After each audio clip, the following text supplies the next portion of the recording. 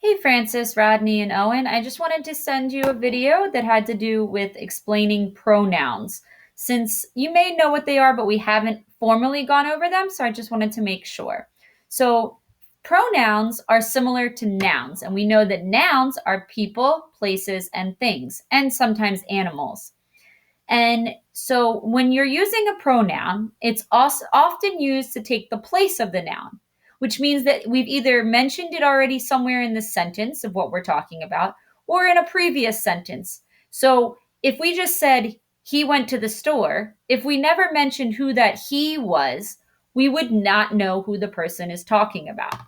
So I'm going to give you, here's an example of some pronouns. So at the top, we have she, him, my, I, me, we, you, it, he, and they. Some belong to one person, and it might be a male or a female, a boy or a girl, and others belong to more than one, which are plural.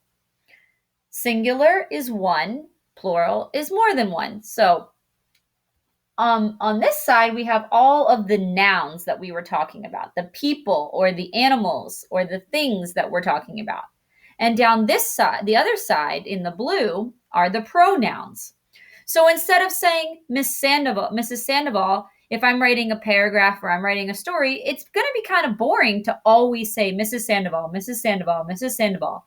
So I might replace it with she. And again, in writing, authors, if they're in a story or if you're writing your own sentences, it gets very repetitive. It gets very things are being repeated a lot if you keep saying Miss Sandoval or if you keep saying she. So you want to think of lots of different pronouns that might apply to the same noun.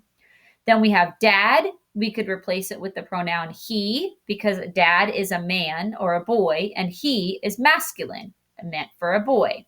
Children, more than one child. So you would replace it with the pronoun they. Cat, it's an object. So we would replace it with the word it. Teachers, more than one, we. And you wouldn't say we teachers because you are not a teacher. We implies that you are involved in that, whatever you're talking about. Mom is the noun and her is the pronoun. Boy and him and grandma and she.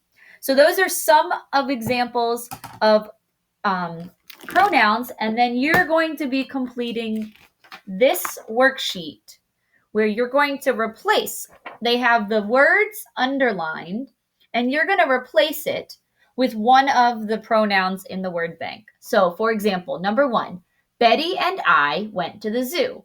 Now, that sentence makes sense, but we could also write it without saying Betty and I. But we wouldn't want to do that unless we knew who those people were ahead of time. So instead of saying Betty and I went to the zoo, if it says I, that means again that you are included. And before I said you couldn't say we for teachers because you are not a teacher. But I is you.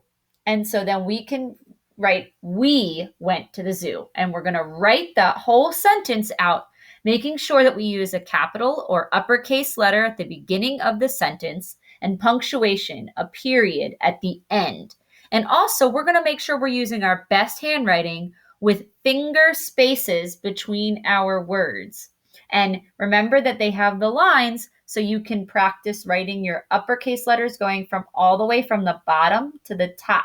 We don't want little letters that aren't going to fill up the whole space because that's how we practice our handwriting. The second sentence, the pencil belongs to Mary. And you'll find the answer from the word bank. I'm not going to give you the answers, but I'm going to read you all of the questions now. Ralph went to visit Sam and Peg. He, we, she, them, or it. Is Dan going to school today? Now, this is a question. And this is a little confusing because they accidentally have a question mark and a period, but that's a mistake. It should only have a question mark. Carla invited Tom to the party. And you'll pick the pronoun to replace Carla, Dan, Sam and Peg, the pencil, and Betty and I.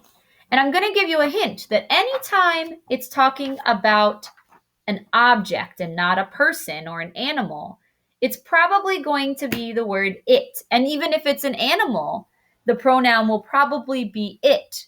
Maybe he, if you know that it's a boy or a girl for an animal, but a lot of times it will be the word it.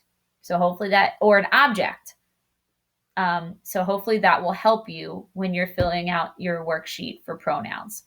All right. If you have any questions, reach out to me for during office hours, Monday and Wednesday from 1 o'clock to 3 o'clock. Just message and let me know that you need help with something, and we'll set up a Zoom class for just the two of us or you and a couple other people.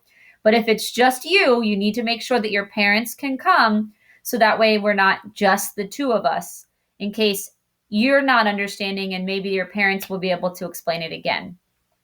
And also from on Tuesday and Thursday from 6 to 7. All right. I hope you guys have a great day and I will see you later. Bye.